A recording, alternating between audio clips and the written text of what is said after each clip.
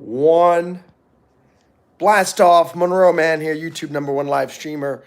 Coming to you again with another episode of Rose Reads. Today we're doing part 3 of the book by Mark Manson called The Subtle Art of Not Giving a Boop. Oh. Excuse me, sorry. I'm a little sleepy. So we're at 5,516 subs.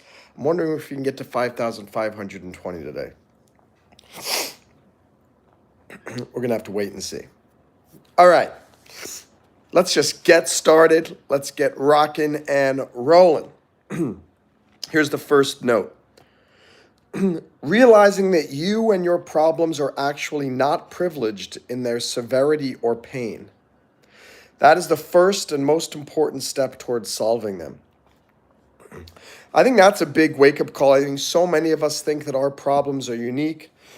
So many of us think that we each have some extremely unique situation that makes our problems more worthy of commiseration than others, I think is a big fallacy.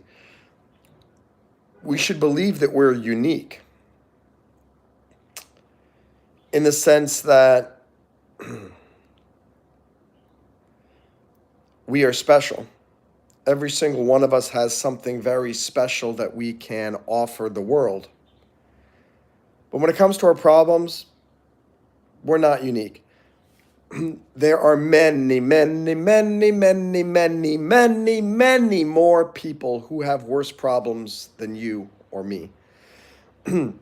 And I know it's useless to compare because it doesn't matter if someone has more problems than you. If you feel that you have the worst problems, then you're going to have worse problems. There are some people who have 10 times worse situations than you do, but they don't think of them as big problems. And what do you say here? Realizing that you and your problems are actually not privileged in their severity or pain, that is the first and most important step towards solving them. So we all have to recognize that, guys, stop making mountains out of molehills. Stop turning a little tiny anthill into a huge, huge Himalayan mountain peak. Your problems are not as difficult as you think they are. So, next note. Being average has become the new standard of failure. Being average has become the new standard of failure. I don't even know what that note means. I wrote that down when I was reading the book. What the heck does that mean? Being average has become the new standard of failure. Maybe what it's saying is that even just trying to become average, if you are average, you consider yourself a failure. And that's unfortunate. Basically now, if you are not a superstar in life, you think of yourself as a piece of crap. And I think, why is that? It's because of social media. It's because of the internet. It's because of YouTube. What's up, Catherine Graham? Great to have you here. It took 4 minutes before somebody came here. 4 minutes before we got someone. I'm not Rocco. I'm Monroe Mann, Catherine. Monroe Mann. I'm well, thank you. Hope you guys are doing well. Hi, Latonia Stedman. Because 40 years ago, you didn't compare yourself with the world because you didn't have the world with which to compare because there was no internet. The problem is now you can compare yourself with everybody.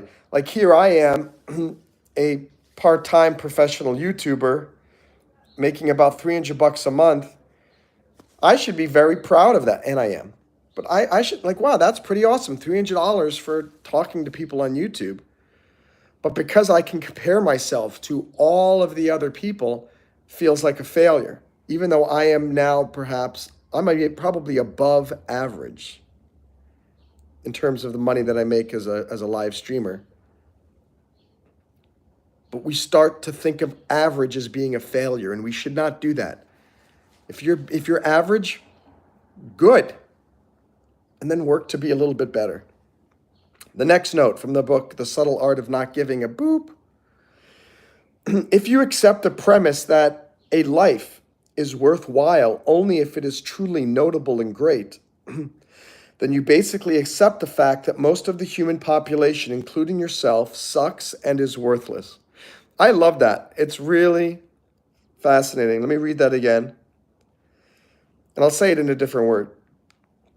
If you believe that your life is only worthwhile if you have a truly notable life and a great life and a spectacular life, and you're rich and you're famous and you're getting all these accolades and everything for all the things that you do, you have to accept the fact that then you're basically saying everybody else in the world sucks. Because 99% of the world is not notable, is not great, is not living a spectacular life. We all think, at least I do, we all wish that our lives were better. We all think, life is lonely. Life is not going well. Oh, I wish I were making more money. Oh, I wish I were doing this. I wish I had more friends. And you think that everybody else has it better than you. You're wrong. 99% of the world thinks the exact same way that you do. And so if you think that you're a failure, if I think I'm a failure, unless I'm making $5,000 a month on YouTube, that's not good. It means basically I'm calling every single YouTuber who makes $300 a month a failure, but that's not a failure.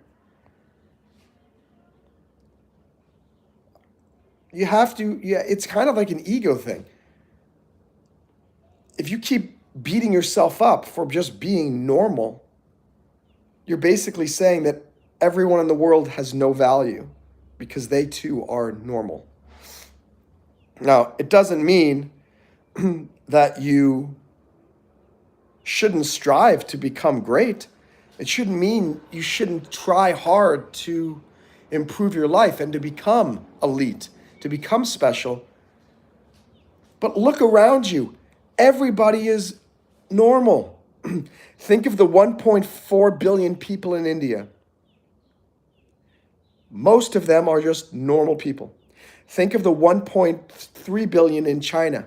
Most of them are just normal people. Think of the 350 million people in the United States.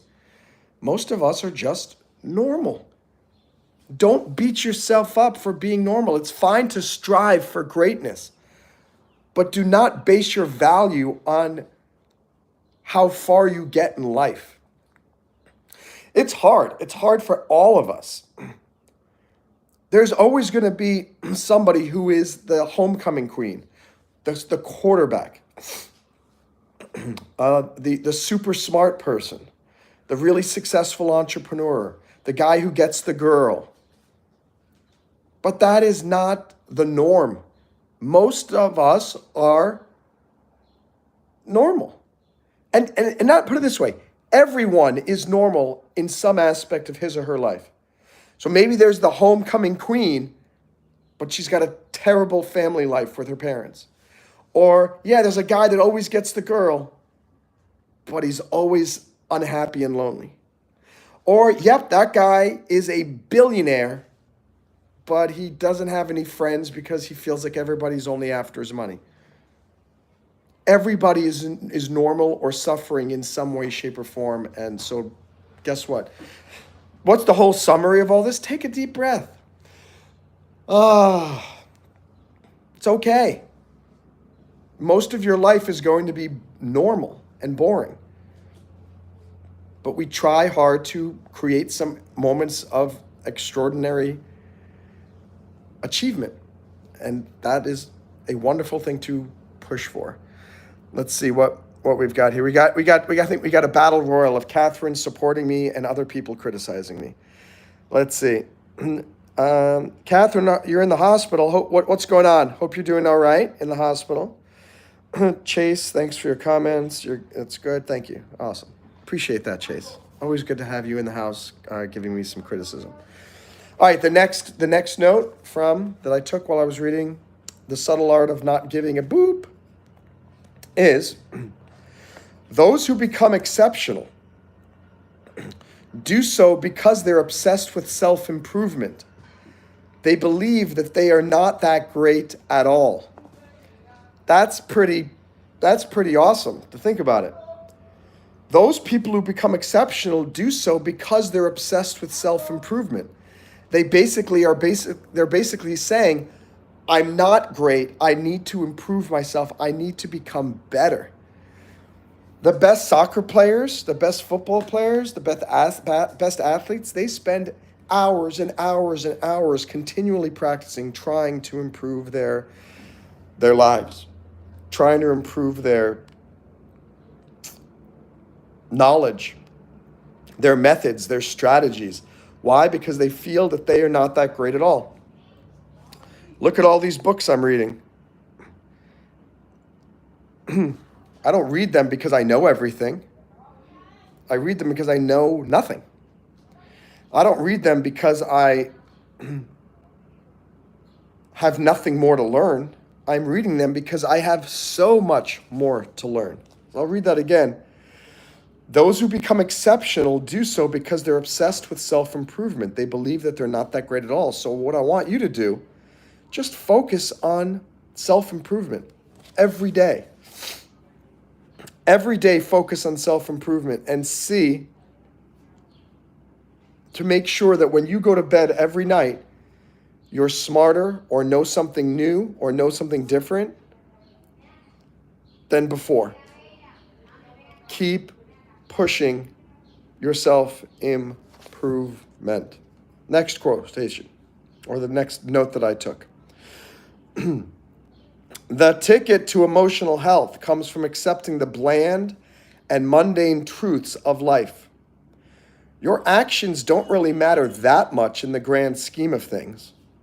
The vast majority of your life will be boring and not noteworthy, and that is okay. That's kind of just like what I was saying before. Most of our lives are going to be boring, going to be normal. Maybe we strive to improve. We strive to do something special. We take a few chances. We hope that we have a few moments of exceptional bliss. But most of the time, life's just going to be blah. This is the problem with getting high. Whether it's getting high on a drug artificially or getting high on a great achievement.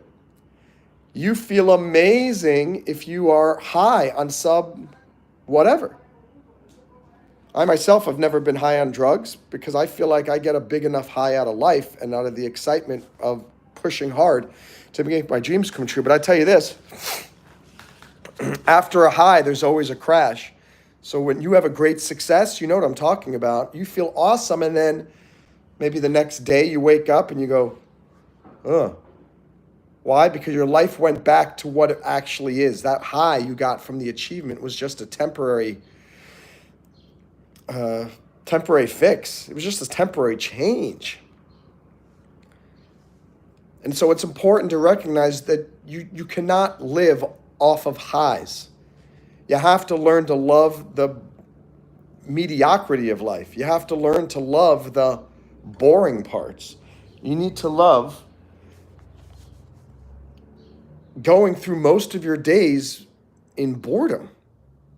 And as a corollary to that, I always say that the secret to success is boredom. I did a YouTube video on that a few years ago. I called it The Secret to Success is Boredom. Because when you start something new, it's always fun and exciting, it's novel. But after a while, you start doing the same thing over and over, and it starts to become boring. It's not as exciting anymore. And yet, the people who can keep pushing forward doing that thing, even though it's starting to become boring, are the people who end up becoming very successful. By the way, click like, double tap the screen. We only have 2 likes. We got 5 people.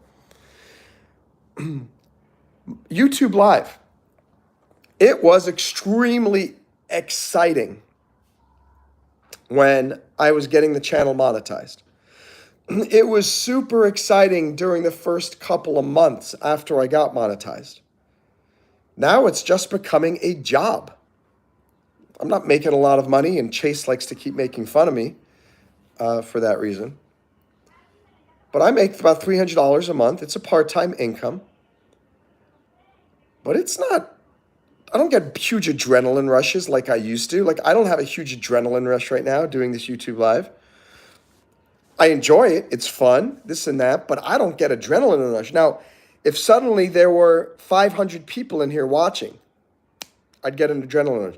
Even if this jumped up to 30 people watching, I'd get an adrenaline rush.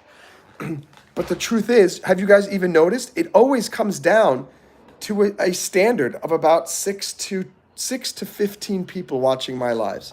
Every once in a while, I'll get these big spikes. But you have to be comfortable being bored and doing boring stuff over and over again. That's how you find success in life. If there's something you want to be successful at, you've got to do boring stuff. Look at this. All these books. Is this exciting reading these books? No. Do I enjoy it? Yes, because it's giving me knowledge and ideas and tactics and strategies that I can use to improve my life. Look at that. I've got a book on social media marketing, a book on being accidentally funny, stoicism, Christianity, improving my Chinese. The list goes on. Sometimes I have to force myself to sit down and read these books because sometimes it's boring, but I have to do it. In that bag, I have my physics homework, which I have to do for class tomorrow. Super boring. Calculations on rotational motion. Sounds absolutely boring to me. I mean, and it is boring. But you know what? You got to do the boring stuff to become a success. And I'll reread that message again. Those who become exceptional do so because they're obsessed with self-improvement. They do that because they believe they're not great at all. You become great by humbling yourself and recognizing there's so much more you need to learn. New people who just came, please double click the screen. Let's get to 5 likes. Let me see. We've got Walal in the house. Hello. Violent sneeze. Should you buy Tesla stock? Yeah, 100% buy Tesla stock. And that's a good reminder. Actually, you know what? I'm going to buy some Tesla stock right now since you just mentioned it. So I'm going to open up my finances. Let's buy some Tesla stock right now because Violent Sneeze brought it to my attention. Okay. Let's find it. Tesla. Tesla.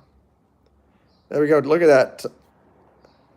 Tesla has gone down from $428 in January to $239 now. Look at that. It's a huge drop. So let's buy some. Buy. And I will buy. Let's buy $10. And dun da da da. Tesla order completed. And let's see, let's start every 2 weeks. Let's buy some Tesla as well. And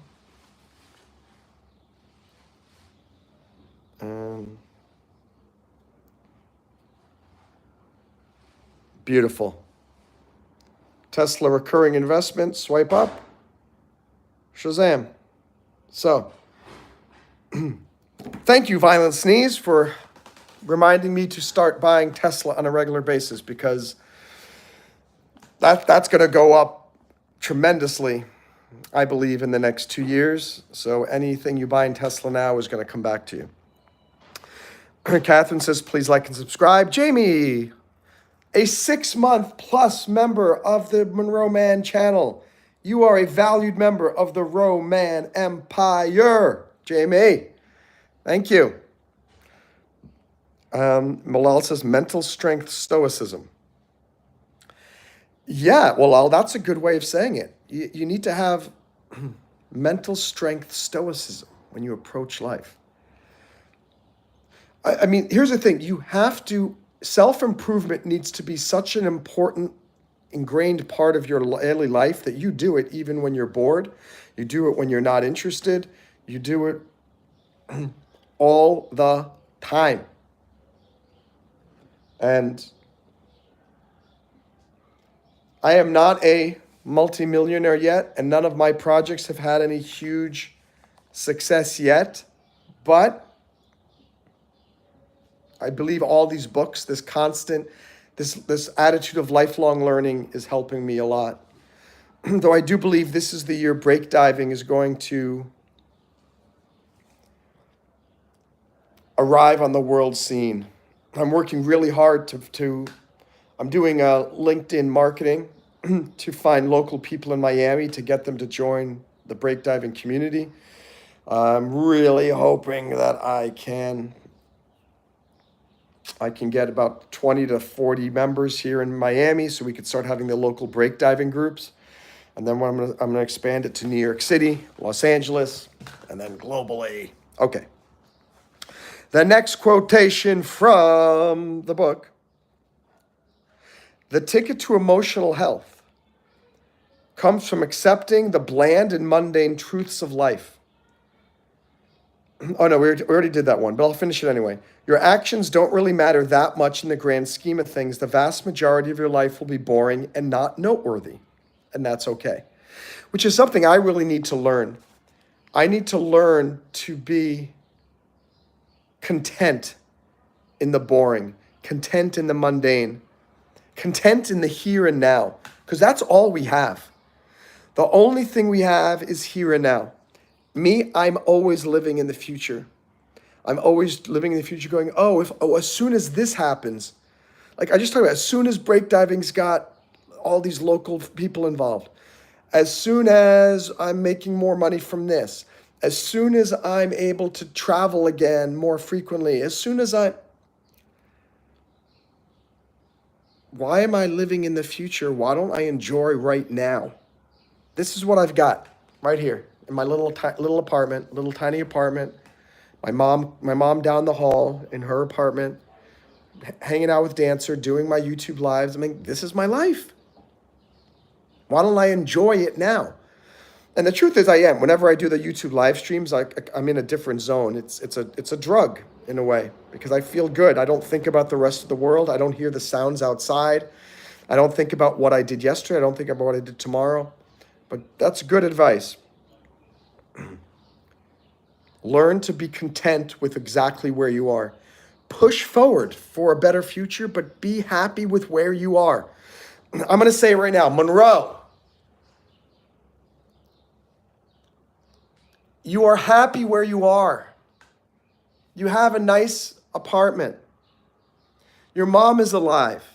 Your mom lives down the hall from you. You guys have a great dog that you share. You have a great YouTube channel with a bunch of fans who really like you and appreciate you. Maybe you're not a huge YouTuber, but you're a impactful YouTuber on a small scale, and that's something to be proud of. And maybe breakdiving doesn't have huge members and massive numbers of local groups yet, but we're working on it. And Monroe, you're having fun building the community. You're having fun trying to build the community in Miami. And Monroe, your health is pretty good. At 47 years old, you don't have any major health problems. And you're able to inspire people by doing YouTube live fitness streams. I mean, all of this stuff. And my mom just is stopping by here. See, and I need to be great. My mom just stopped by. You get to see mom again. Hey, mom, we were just talking about you on YouTube. Say hi to everybody. Hello, everybody. I'm ready to go walking and then. Hey, Dancer. Hello. What a good doggy. You want to come with us? No, because I'm on the line. All right, I'll see you later. So I'm sure some of you said hi to my mom. I will vicariously give her a hi on your behalf later. But my point is, guys, embrace your crappy life because it's all you got. And when I say crappy, I mean that the fact that your life is probably not as crappy as you think it is. It's only crappy because you're comparing it with something you used to have and or something you hope to have in the future. This person's calling me twice from Nevada. I'm not picking it up because I don't know who you are. Sandy Valley, Nevada. Isn't every valley in Nevada pretty sandy? It's a pretty desert area. Our misery comes from comparing our present to our past and comparing our present to what our future should be. But look, this is what I got here, right here. This is my present. This is Monroe Mann. I can't compare myself to the hair that I had when I was younger. And I mean, you see pictures of me when I was like 12 years old. I had long, flowing hair, like down to here. Okay. And then I think in my mind, oh, maybe one day I'll have big hair again. I go to Turkey, I get a fancy operation. But Monroe, you've got what you got now. This is the hair you got. I don't care how it's whatever it is what it is.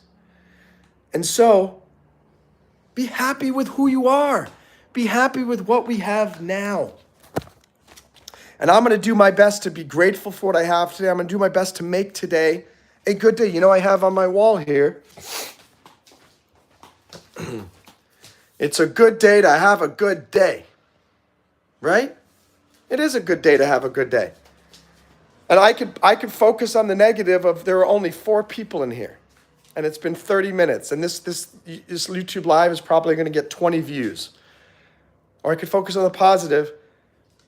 I've got 4 awesome people in here watching me, 4 likes, and talking to you guys has improved my mood and has reminded me that I need to be grateful for what I have and stop living in the future that may never come.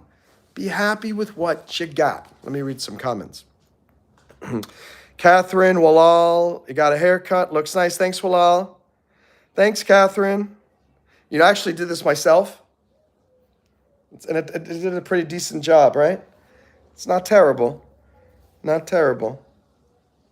I have to do it now. I think I told you that because this side of my hair, this is all, I'm going bald here. I think it's called like alopecia. Some women have it. And if you see women who have splotches of hair that's missing, I think that's what I have too. And so I don't have hair here as much. And so I have to keep this really short now because the hair just grows like up here, but not here. And it looks kind of funky. But you know what? It's what I am. It's what I got. You guys are just chatting with each other. I don't know anything about Andrew Tate at all, so I can't answer. You landed yourself in the hospital, but all good. Why are you in the hospital, Catherine? What happened? And Jamie, how are you feeling lately? Is everything all good with your gut? Do you have a super gut now? You have cancer? Well, Catherine, my friend from Iraq, I think I told you this many times, but Sergeant Hafke, when we got back from Iraq in 2006, he got diagnosed with cancer, and he was given something like 6 months to live. And I just talked with him 3 days ago. He still has cancer. He's still fighting it, but it's been 20 years. It's been 20 years since the doctors gave him 6 months to live. So, lesson here, don't listen to the doctors. They don't know anything. Hey, 7 months. A 7th month super chat from Jamie. 7 month super chat from Jamie. Thank you, Jamie, for being a probably one of the longest running, if not the longest running member of this channel. I just saw that too. Hold on a second. Let's do the first one. 55. By the way, you missed it before. Athena became the super chat king with $50 yesterday because he wanted me to get up to 300. So I think we're at like 297. And then with that $5 that you just did, Jamie, I believe you just got us to $300, which was the minimum goal I wanted to make this month, and I think we did it. 7 months. Yeah. 56. What was that? $4.99. What was that for? Hair transplant fund. We'll just put turkey.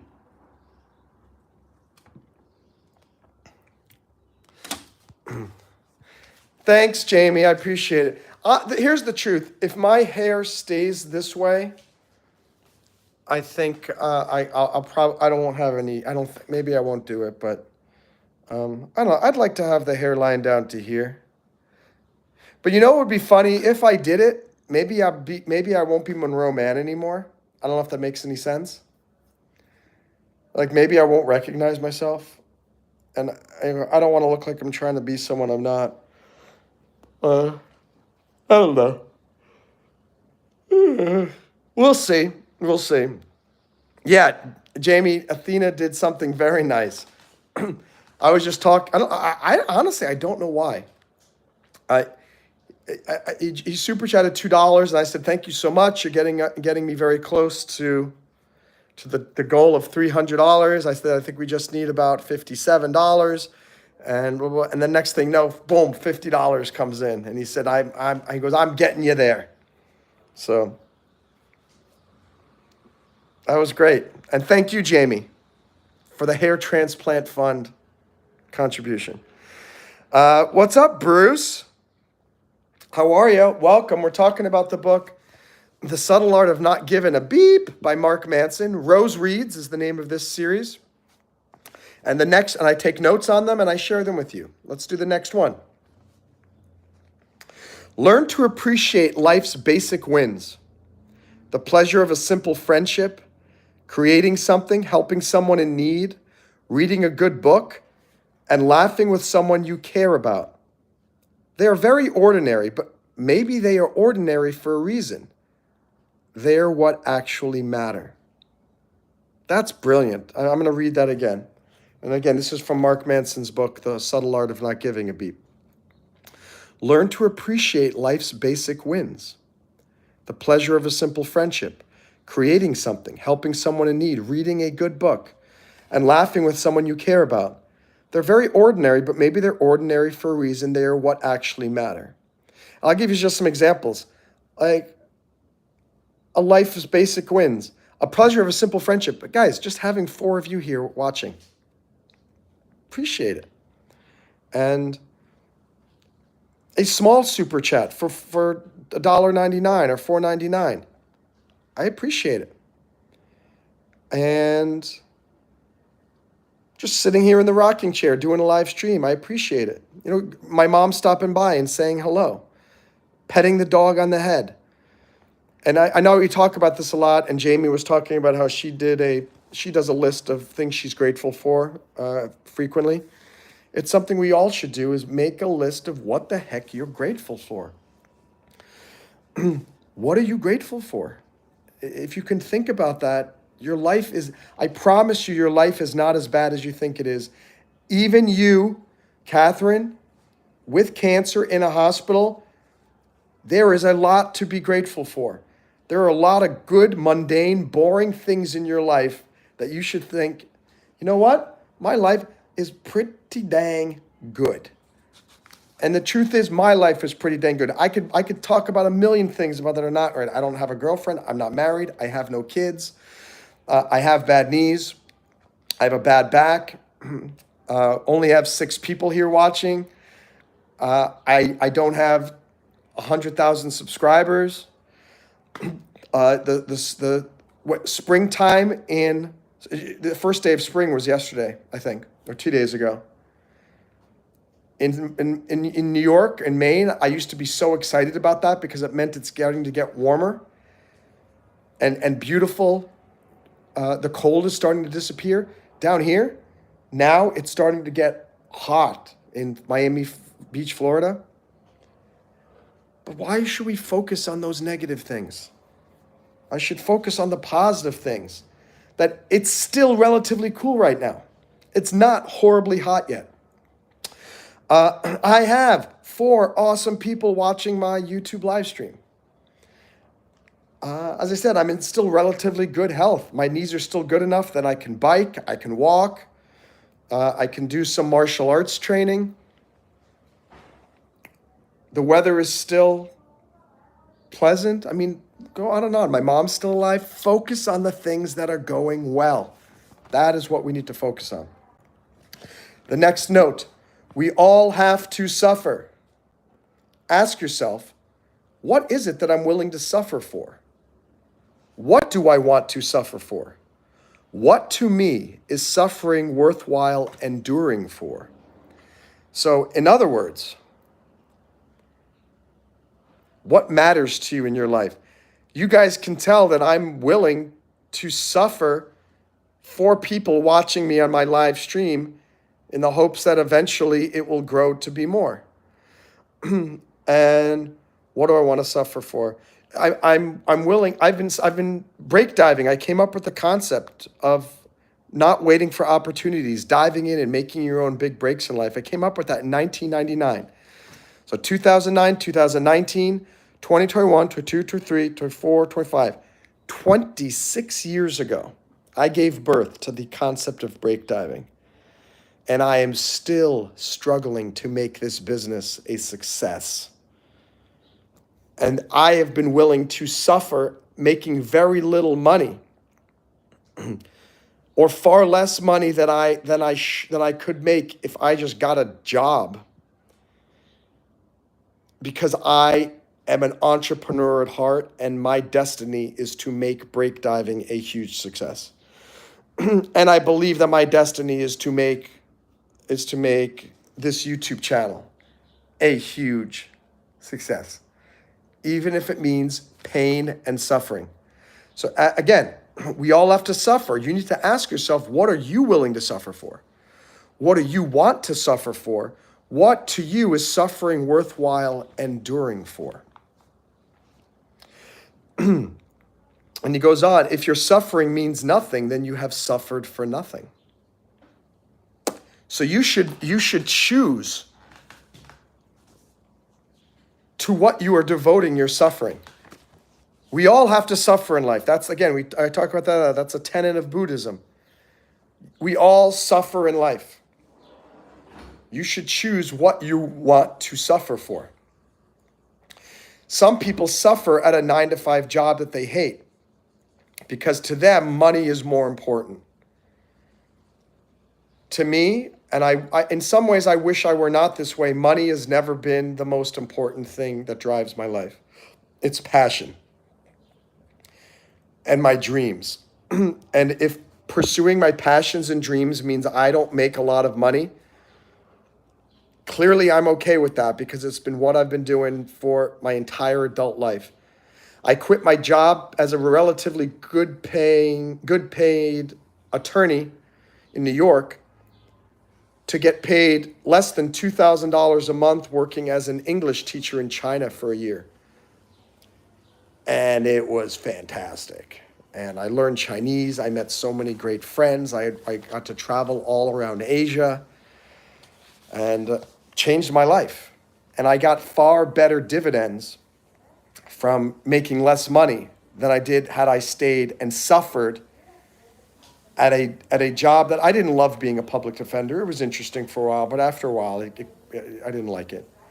So I was suffering at a job that I didn't like to make a lot of money. Then I went to China. I made a heck of a lot of money, did a job that was a lot more fun. And I had to suffer because I had to leave my mom and dad for a year and my friends. And I had to make a lot less money. I had to struggle learning Chinese. But those were struggles I was willing to accept in return for doing what I wanted to do, which would pursue passion and pursue my dreams. Ask yourself, what are you willing to suffer for this year in 2025? What are you willing to suffer for in 2025? You get to choose how you suffer. There's that song, Choose Your Fighter. Well, you get to choose your suffering. Choose your suffering. Oh, by the way, a funny joke my dad would always say to me, do you know about the 3 rings of marriage? There's the engagement ring, there's the wedding ring, and finally there's the suffer ring. Which is true. If you get married, you're going to have some benefits. You're also going to have some suffering. Jamie knows about that. I was always working on breakdiving since 1999. Since 1999, I was working on breakdiving. When I was in Iraq, was working on breakdiving. When I was living in China, working on breakdiving. I have been struggling for 26 years trying to get this to work, which is why I'm pushing so hard. And I'm hoping some of you guys are eventually going to join breakdiving. I keep asking you, and it goes in one ear and out the other. You don't have to, but I'm hoping eventually my repetition about this will inspire some of you to join. That's right, all the suffering. Jamie would like to take a year off of suffering. No, can't do it. There's suffering no matter what you do. Think about it. Even if you take a year off from suffering, you're going to end up having other suffering in another way because you're going to be bored, maybe. Why do people take off, people retire because they want to get away from the suffering of working, and then they realize they're suffering under the boredom. They're suffering under the lack of purpose. They're suffering under the lack of motivation. You can always find suffering no matter what you do. Well, I don't know the answer to that question. Because with every single, anything you do in life, you have no idea if it's going to succeed or not. And 99% of businesses fail within 3 to 5 years. Now, the good news is that breakdiving has stayed alive this whole time, but it hasn't soared. But that's why I'm working really hard. I'm working on monetizing the YouTube channel for breakdiving, releasing the mobile app in April or May, working on putting together the Miami City group. I hustle, I work hard, and if breakdiving gets where it goes, it's because of my hard work. If breakdiving does not get where I want it to go, it's not going to be because of a lack of hard work. Life is fickle. You can, all I can do is work my butt off and do my best to make it happen, and hope and fingers crossed that it does. And Jamie says, I can count on one hand the number of times I've been bored. There's always something. Well, good job, Jamie. I'd like to give it a shot. I'll hold you. Jamie, give it a shot. It's what I do all the time. Look at that. I quit my job, and it's a little bit stressful, but I'm telling you, you're not going to get rid of suffering. You can try it. But I quit the suffering of my job, and now I suffer under this. Now I endure the suffering of not knowing where my financial future is because I don't have a steady income anymore. But on the bright side, I've been able to spend so much more time working on breakdiving now because I don't have to go to the job. And my YouTube channel, I don't think would be doing as well as it is if I had to go to a job. And my hope is over the next few months, again, something's going to click. Or else I'm going to be having another form of suffering. I met Ishmael on breakdiving. I've never met him in real life, but I'm hoping that this year or next year we're going to start to, if the Miami City group launches this spring and I can get enough people where it actually works, I'm going to then start making efforts to create like the groups in breakdiving groups in India, Philippines, Nigeria, where we have lots of members. All right, next quote, next note. How you feel is easy. Why you feel that way is harder. Still harder is, why do I consider this to be a success or a failure? So you should ask, how am I choosing to measure myself? By what standard am I judging myself and those around me? By what standard am I judging myself and those around me? I clearly am using the wrong standard because my entire life has been about breakdiving, YouTube, and success as an entertainer. And in a strange way, though, all three of those things are starting to come together now. I'm finally making money as a YouTuber. And through YouTube, I'm making money again as an entertainer. And breakdiving, I finally have a really good plan to really launch it to where I hope it goes this year. So, fingers crossed. Dave Mustaine, the founder of the super successful band Megadeth, despite all he had accomplished, in his mind, he would always be the guy who got kicked out of Metallica. In a 2003 interview, a tearful Mustaine admitted that he couldn't help but still feel like a failure because he got kicked out of Metallica, and Metallica was a more successful band than Megadeth. And that's crazy. This guy, Dave Mustaine, he's an author, he's a musician, he's a rock star, he's rich, he's famous, and he still feels like a failure because he's comparing himself to the guy who got the job in Metallica and stayed with the band when it became successful. So the question is not whether we evaluate ourselves against others. Rather, the question is, by what standard do we measure ourselves? And that's basically, in many ways, where our feelings of accomplishment and success happening. And I think that's why I often feel like a failure, because I know breakdiving should be a international success.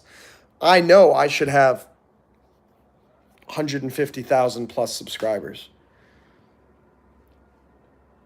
But at the same time, I need to try, and we all need to, measure us based on where we were last year. Last year, I didn't make money on YouTube. Last year, I didn't have this really awesome plan to create the local Miami group for breakdiving. Last year, I didn't have all you friends here on YouTube. I keep rubbing my eyes because I have sunblock. Have you ever had sunblock go in your eyes? It's terrible. Not good. So Mustaine's choice to hold on to Metallica's success as his life-defining metric continued to hurt him decades later. Despite all his success, he still considered himself a failure. So if you want to change how you see your problems, you have to change what you value or how you measure success and failure. So it's a worthwhile exercise for you to ask yourself, what do you actually value? Clearly, I don't value money. If I valued money, I would orient my life to be making lots more money than I am. I have never focused on making lots of money. So guess what? I don't make lots of money. My life has always been focused on improving people's lives, helping other people, inspiring people, motivating people, going after my dreams because they believe in me. And I want to be, I gotta wash my eye out, it's burning. And I want to practice what I preach. I tell people to go after their dreams, but how can I tell people to go after my dreams if I don't go after my own dreams while we're doing this? It's like, oh, my guy Monroe says to go after his dreams, but Go after your dreams, but he doesn't go after his.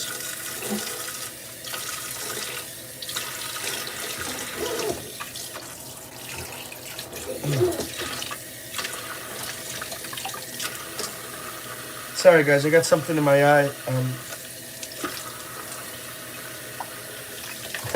I bet this is going to attract all the people. I'm going to look back and I'm going to have like 10 people watching.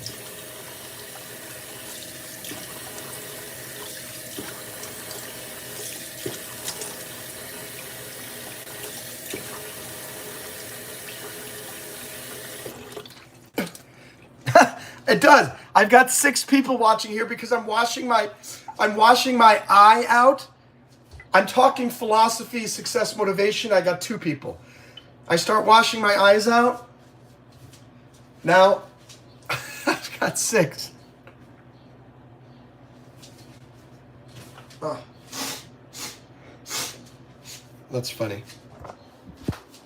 Okay.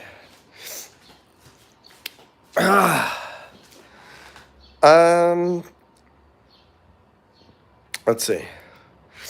Well, says, I'm sure you have some people leaving and entering the website.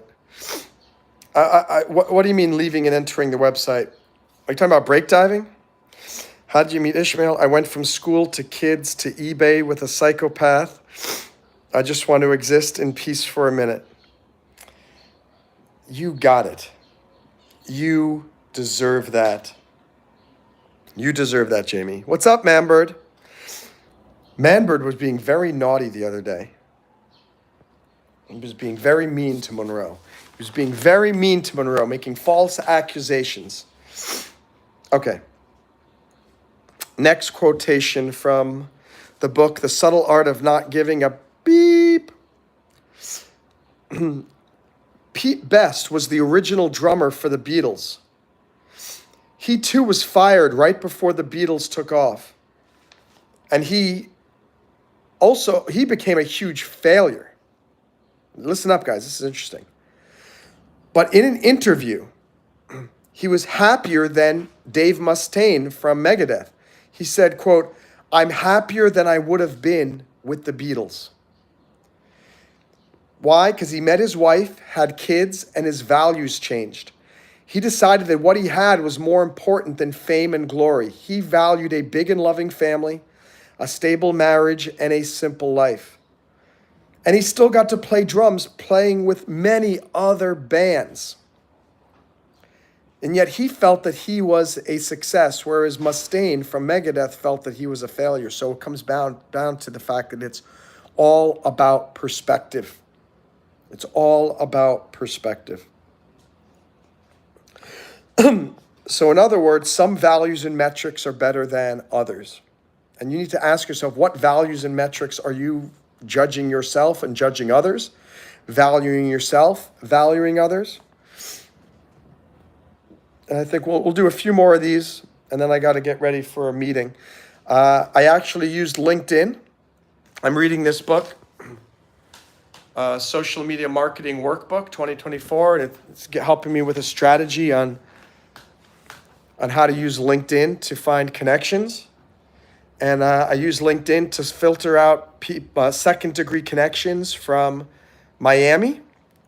And I made connection requests, and this guy's up near West Palm Beach, but it's still in the area. And he said, I like this idea of breakdiving. He's an author and a screenwriter. He said, let's have a WhatsApp call. So I'm gonna have a video call with him. I'm gonna have a video call with him at noon. Maybe get him to join breakdiving. I got the stand-up comic to join breakdiving yesterday, and hustling to get more and more people to join breakdiving. Okay, pleasure is a false god. People who focus their energy on superficial pleasures end up more anxious, more emotionally stable, and more depressed. Pleasure is the most superficial form of life satisfaction. And therefore what the heck is going on out here? Oh. The garbage truck is stuck. What the heck is going on? The garbage men are fighting with this guy in the car. It's a battle royale. I don't know what's going on out there. All right. What's up, Maria? Jamie says maybe Metallica wouldn't have been as big without Kirk Hammett. He may have had the same level of success. It's a very good point. And maybe Metallica would not have, maybe Metallica wouldn't have succeeded at the level it did if it had Mustaine. Maybe Dave Mustaine would not have been as successful as he would have been had he gone there. So all important stuff. And oh, sorry, I was reading comments. What's up, Maria? Megadeth may not have been as big as Metallica, but it's certainly nothing to sneeze at. 100%. Agreed. This is interesting. Pleasure is not the cause of happiness, it is the effect. Pleasure is not the cause of happiness, it is the effect.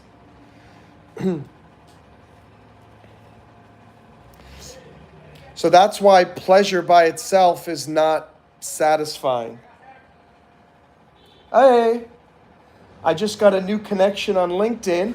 Someone else from Miami. Good stuff. Making some good. Oh, I also got a new visor too. Look at this. Yes. I've got my Miami. I got a Miami visor. Hold on a second. I guess you spelt Miami Vice or Miami V-I-C-E. Miami Vice. Miami Vice. There we go. Anyway. All right. All right, and this will be the final. This will be the final quotation today from this edition of Rose Reads the book, The Subtle Art of Not Giving a Boop by Mark Manson. Once one is able to provide for basic physical needs, food, shelter, etc., the correlation between happiness and worldly success quickly approaches zero.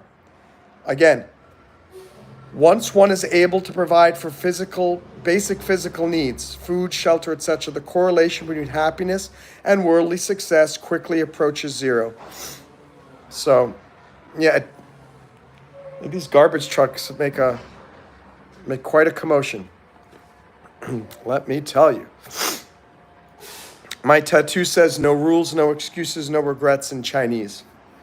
No rules, no excuses, no regrets in Chinese. So let me put a note on here where we stopped. The bowling alley finally shut down.